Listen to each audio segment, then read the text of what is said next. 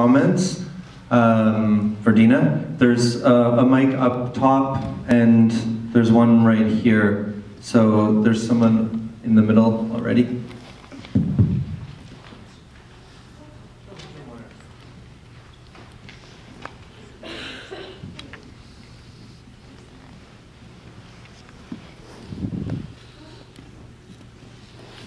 Hi, thank you for this little speech. It's very obvious to me, I'm Egyptian and I follow the news very well. It's very obvious to me that you are a supporter of the deposed President Morsi. It's very clear.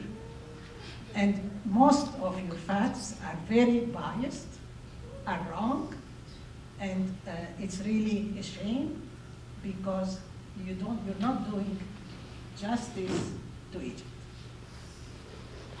I'm sorry. But I'm so sure of every word I said. The military coup was not a coup. Did you see the streets in Egypt that day? Did you see 30 million people who are imitated in all the world now?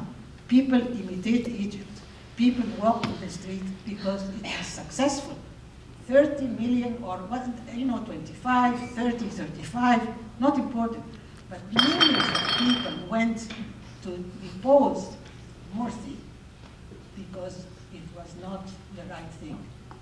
The first thing he did when he came to power, he canceled the constitution.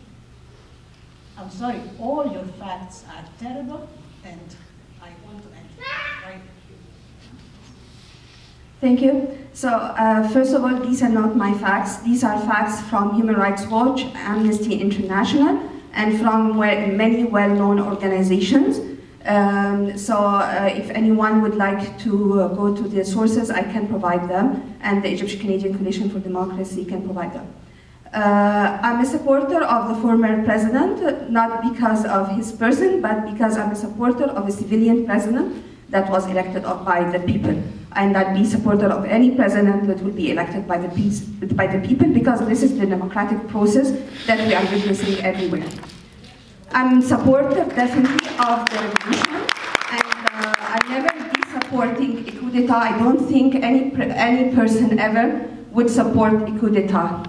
So as you said the military coup d'etat was not a coup. So it's a coup, it's a military coup, we call it a military coup. When you have people coming with tanks, removing an elected president, this is well known in political science as a military coup. What happened in Egypt afterwards, these are all facts that I'm not faking, these are facts that are on the internet, and I know that we have many people here, many Canadians, in this same hall that witnessed some of these. They can also talk about them. I was eyewitness to some of the events that happened in Egypt, so I'm not faking that. I really wished not to be faking, because these are terrible numbers that no one would accept. I really wish that the numbers were different, but unfortunately they're not.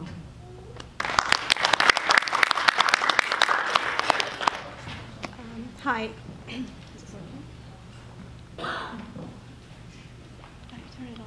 Hello? That works. No. Can you, The lights on. can you Hello? just yell it down and maybe Dina can repeat it? Sure. I was going to ask a question, but instead, after hearing the first question, I'd like to say that I am Egyptian too, and I am the daughter of a police officer, an Egyptian police officer. And despite that fact, I regret to say that I am ashamed of the performance of the police forces in Egypt, and I wish anybody can just go on YouTube and enter the words torture in police stations in Egypt or whatever, and you'll be shocked of what you could see. So this is not the Egypt that I'm dreaming of, and I'm in full support that the revolution should continue until no Egyptian is killed on the street or tortured in a police station. Thank you.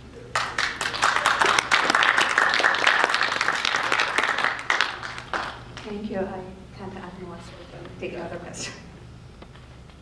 Is there anyone else down here because the mic is not working up top? Or up top? Without a mic? No one else? You sure? Who is in power there now in Egypt? The person that is in power now, the president, is General Abdel Fattah al-Sisi. He was the leader of the military coup d'etat. So actually what happened that in 2013, in 2012 we had the first elected president, President Mohamed Morsi. He stayed 1 year in power, and then a military coup d'etat happened in June 2013. Actually, the coup d'etat happened in July 3rd, 2013. It was led by the head of the military, the General Abdel Fattah al-Sisi, who said at the time that he's not going to run for presidency, but we ended up having him as the president of Egypt nowadays. Not elected. No, he was elected, but actually these are the same types of elections that were happening all the time during the rule of Mubarak that ended up with 99%. Why the 99%? Because if you have 100 people and you have only just 10 that wanted to go to the elections and others they didn't want to go, you can end up with these big figures. Many Egyptians actually did not go to the elections on that day.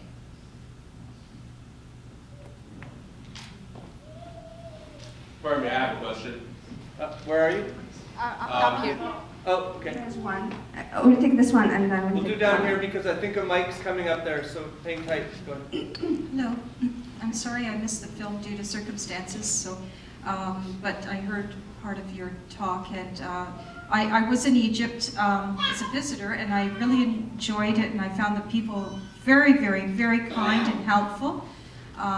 And so I hope you don't think it's insensitive if I ask a tourism-related question. But tourists have stopped coming in the big numbers that they used to because of the problems. And I just wonder, do you think they should return and and by doing so support the economy? Or what is your feeling on that subject? I hope they could return. Actually, it's not.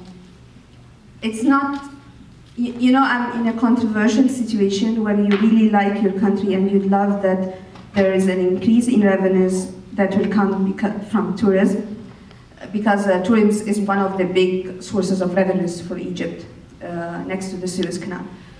But at the same time, I know that this money is going to go to Egypt and support a coup. The coup will flourish out of this money.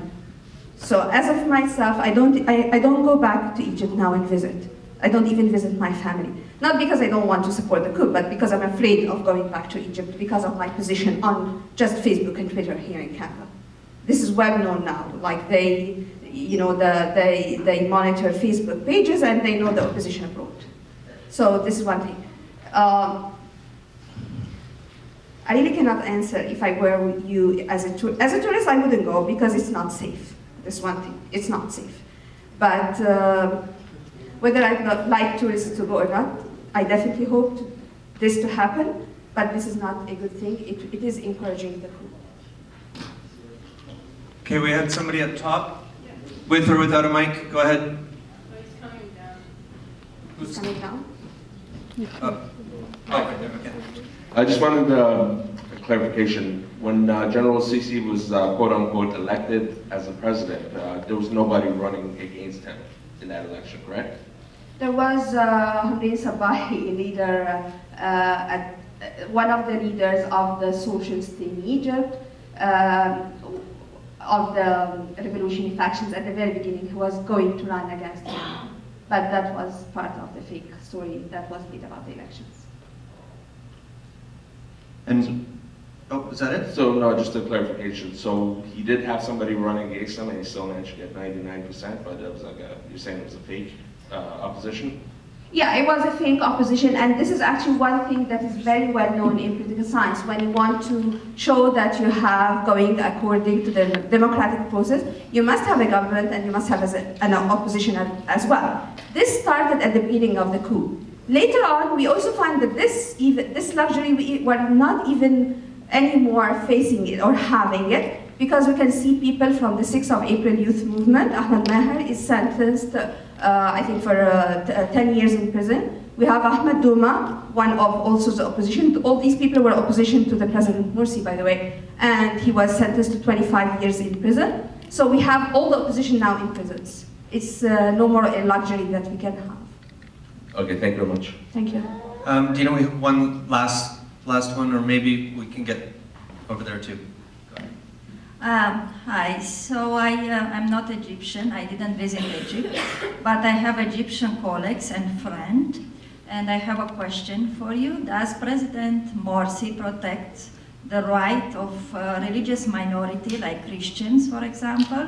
Because I know during Muslim Brotherhood, they fled Egypt, they were terrified, so they didn't feel that their rights are protected. I really appreciate if you answer this question. Thank you. Yes, actually, it's a true story that many Egyptians fled Egypt at the time of the Brotherhood, but not because they were discriminated against, but because of what the counter-revolution was saying about what the Brotherhood is going to come and do with the Christians or any types of minorities. I couldn't find one instance of discrimination against Christians. We had someone called Rafiq Habib. Rafiq Habib, he's a Christian, and he was actually the deputy leader of the Freedom and Justice Party, the party of the Brotherhood, and he's still continuing as working against the coup. And there were many other examples that we can mention. Unfortunately, I also have many friends that were Egyptians, that were Christians, and I knew that. I listened to some of their stories. I relate to them. I relate to what they say, but that because of what was the media doing at that time. The media was always, and this is in all dictatorships, it's not new, the media is always colluding with the people in power, with the state, to show that what the state wants to show. At that time, unfortunately, the media was still loyal to the